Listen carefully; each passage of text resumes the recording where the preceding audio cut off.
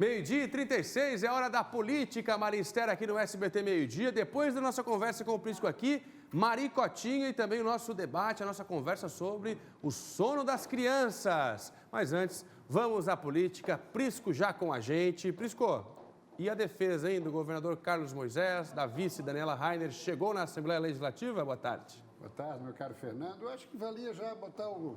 Vamos ouvir o secretário da Casa Civil, né? Douglas Borba, que foi quem levou a defesa do governador e da vice-governadora na Assembleia Legislativa. Dá uma olhada.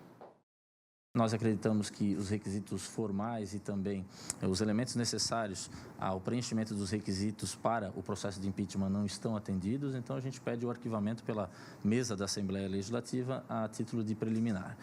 Depois a gente ataca o mérito também, trazemos ali informações quanto à determinação judicial que levou o reajuste dos procuradores e também do processo administrativo tramitado durante um bom período no Poder Executivo, em várias instâncias, tendo ali a participação da PGE, mas também do Conselho Superior da Procuradoria, da Secretaria da Administração, atestando a necessidade dessa equiparação do salário do procurador da Assembleia Legislativa com o procurador do Poder Executivo, ato que já vinha sendo praticado historicamente por todos os governos que nos antecederam.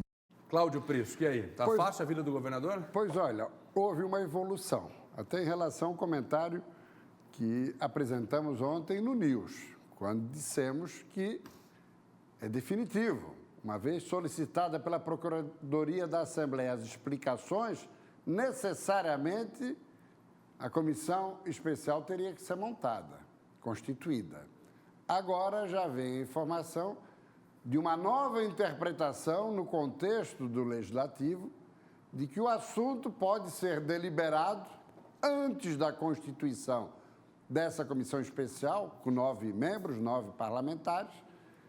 Pode haver uma deliberação presidencial ou mesmo da mesa diretora. É pouco provável que o deputado Júlio Garcia delibere ele sozinho. Ele tem o costume de abrir para a mesa, democratizando. Agora, também sabe-se que ele tem influência e ascendência sobre os integrantes da mesa. Não só da mesa, de praticamente todos os membros, 40, outros 39, da Assembleia Legislativa. Então, tudo leva a crer, muito provavelmente na próxima semana, é pouco provável que a mesa seja chamada agora, na última semana do recesso parlamentar, mas lá na segunda-feira, quando os parlamentares retornarem, aí a mesa pode ser convocada e pode deliberar. Deliberando, se eventualmente resolver, com os argumentos e a defesa do governador, preparada pela Procuradoria-Geral do Estado, resolver mandar para o arquivo, o assunto está liquidado. Agora, se entender que o assunto deve prosseguir, a tramitação deve seguir, aí teremos um período aí de discussão que pode se prolongar, primeiro na comissão especial e depois em plenário. Reafirmo, não há tendência para aprovação do pedido de impeachment, mas essa tramitação provocaria inapelavelmente desgaste político ao governo e ao governador.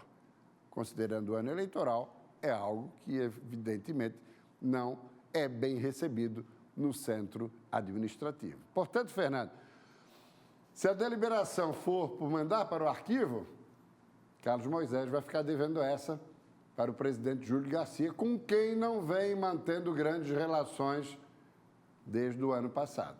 Agora, se for para a constituição da comissão especial, aí, muito provavelmente, o presidente pode estar dando uma estocada no titular do Executivo. O que você acredita, hein? Pelo que eu ouvi do próprio presidente Júlio Garcia, acredito e aposto no arquivamento. E você, hein, Prisco, com toda a sua experiência? Ele declarou anteriormente, eu até estava ainda de férias, que não acreditava na aprovação do impeachment. Mas agora, o andamento ou não, arquivo ou andamento, é uma questão mais política. Aí, com a sua habilidade, evidentemente, ele vai fazer a opção. Eu diria que hoje está, para ocupar o muro, como os tucanos brasileiros gostam, Eu diria que está 50-50. Então tá bom, Prisco. O Prisco continua com a gente. A gente vai colocar a Cibele na conversa agora para falar do coronavírus, que inclusive está afetando a economia mundial. É sobre isso que o Prisco comenta. Mas a gente tem novos casos, né, Cibele? Tudo bem, Cibele? Fernando, tudo Bom bem, retorno. Prisco? Obrigada, é bom voltar. Olha, a gente fala agora então, né, do coronavírus, que tanto assombra a população agora mundial, né? Apesar do aumento de casos pelo mundo todo, nós estamos acompanhando de perto, ainda não há, nesse momento, não há casos suspeitos no estado. Uma suspeita tinha sido levantada em Videira, no meio oeste, mas ela foi descartada, um casal que estava com sintomas de gripe, logo depois de chegar da Tailândia. Mas o caso ele foi descartado por não se enquadrar na definição adotada pela Organização Mundial da Saúde. Então, não há casos em Santa Catarina. Mas a atenção se mantém no estado e em todo o Brasil, já que em Minas Gerais já tem um caso suspeito que está sendo acompanhado no estado. Aí a gente mostra para você um mapa, né,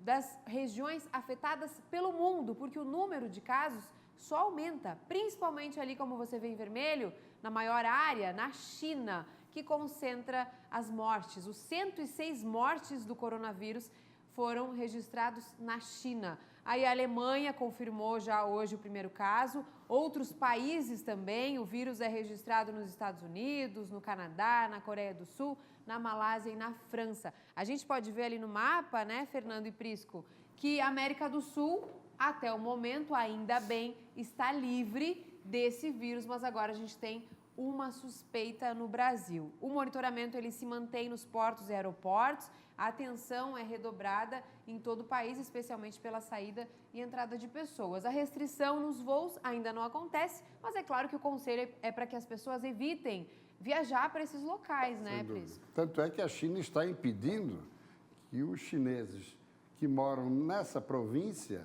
e é um número grande, nós estamos falando de uma população de 1 bilhão e 300 milhões. Então, qualquer estado tem 30, 40 milhões. E essa província tem quase a população do estado de São Paulo, que é o maior estado brasileiro.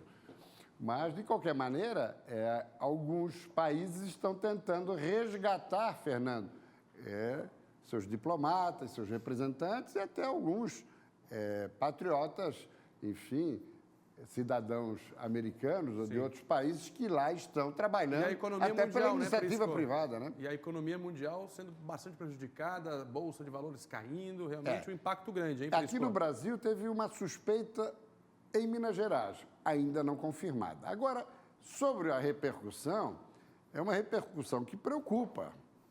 As bolsas despencaram no mundo inteiro, a começar pelos Estados Unidos e a comunidade europeia, até mais do que a própria China.